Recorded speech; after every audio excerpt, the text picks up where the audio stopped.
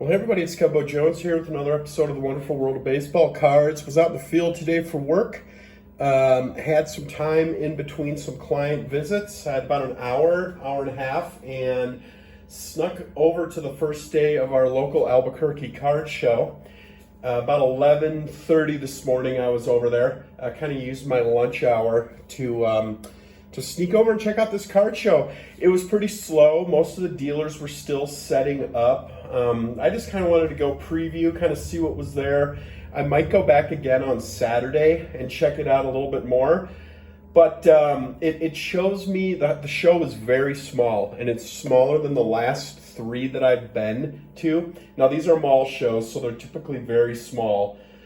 But this looked more like the card shows that I was used to back when I accidentally stumbled into them back in 2019 or even earlier. One of the dealers that I talked to said that several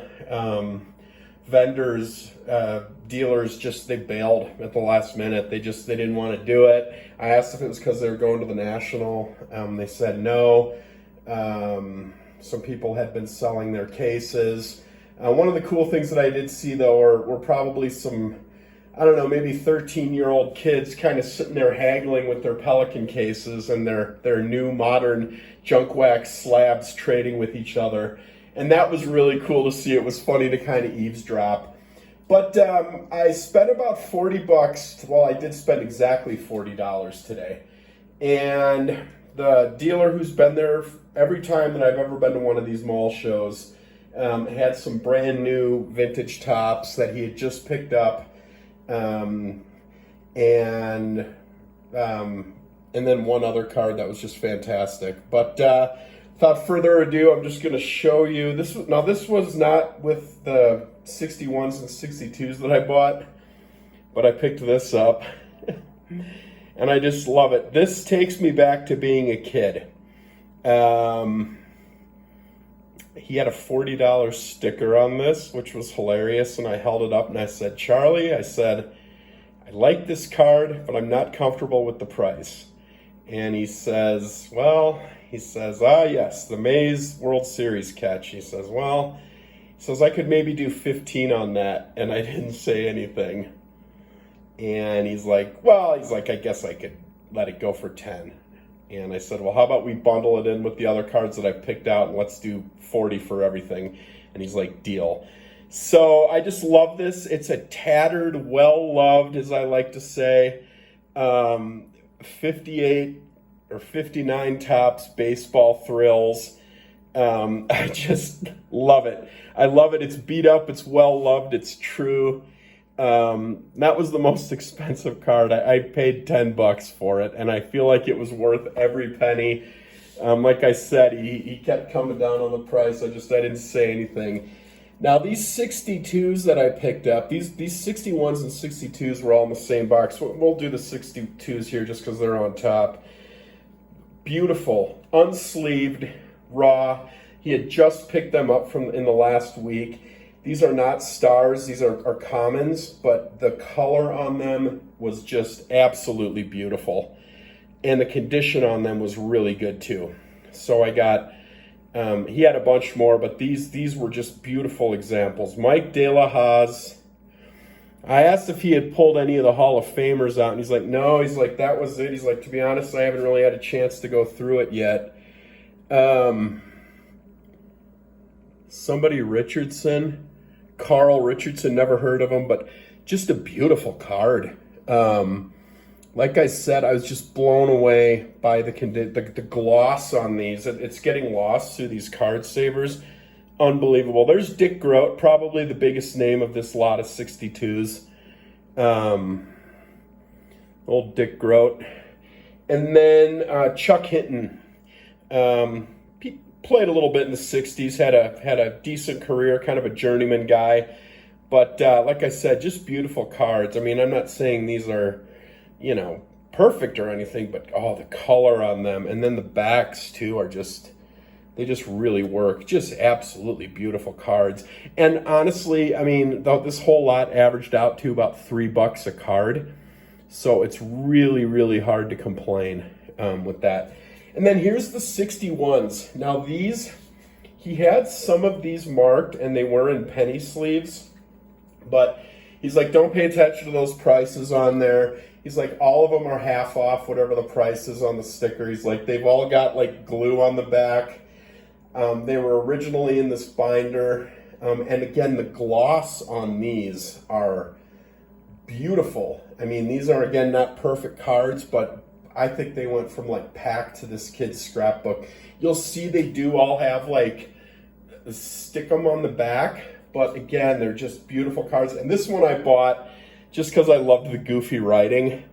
He changed Marv Throneberry's position from first base to outfield. I look for weird stuff like that. When little kids do that kind of stuff, I've been kind of gravitating towards some of that. But again, just beautiful cards. But you'll see, it's almost kind of hard to see, but there's like a little like glue on the back of these, where he was like taping them, I think, like masking Scotch tape, I think, into this scrapbook. But yeah, there's old Marvelous Marv Throneberry with his position changed by little Johnny.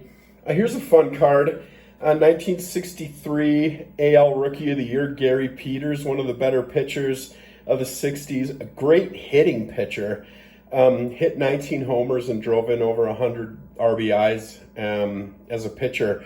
Was also used as a pitcher. I did a little research on him after I picked up this card. His name rang a bell because he's in that 1964 Topps Giants set, so I figured he must have been a pretty decent player. So I looked him up quick before this video. Yeah, AL 1963 Rookie of the Year, White Sox All-Century team, two-time All-Star, led the league in ERA a few times, hit homers every year. So I picked that up, kind of fun. And then again, this one you might see a little better. You can kind of see, if it gets into focus there, where it was taped. But again, I mean, these cards, the color on them is just gorgeous. You know, these would probably, because of that, be like PSA 2s, but from an eye appeal standpoint, they're just beautiful. And for $40 for all these, beats opening a blaster of 2021 Prism. There's a Mini Minoso, 1961 Topps Mini Minoso. Again, you can kind of see that they've all kind of got that gunk on the back, but to me, it's about the front of the card.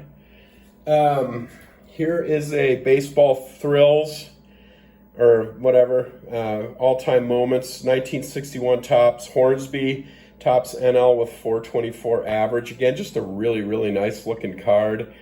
He had a bunch of these, but that was the nicest looking one. And that one you can see has got some pretty good paper loss on it.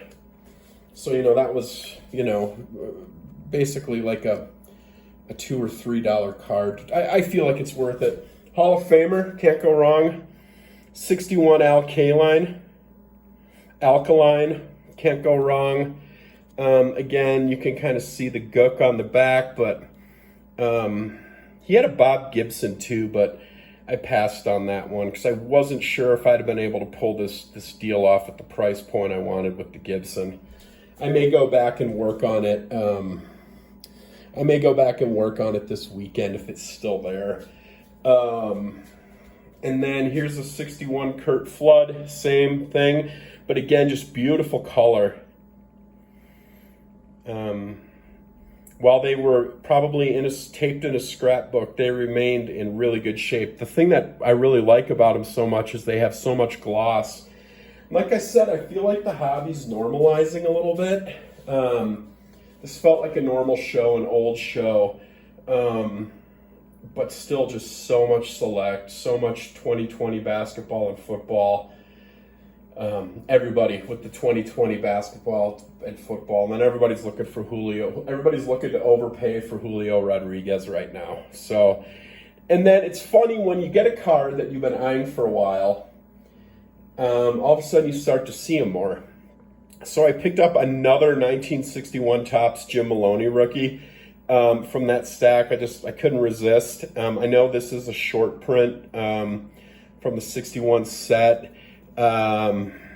and I couldn't resist. I saw it, and I couldn't resist. And then the last card, so you can see these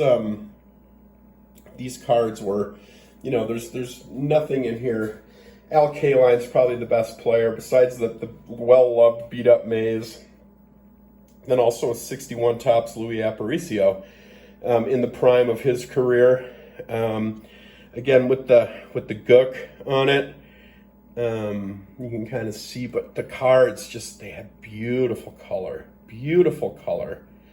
And that's really what sold me on these.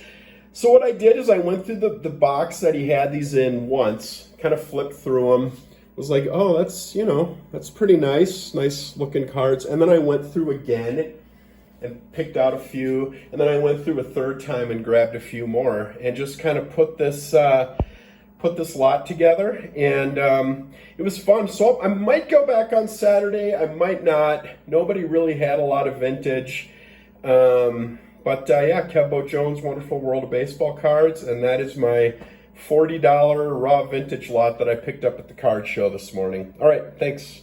Keep collecting. Later.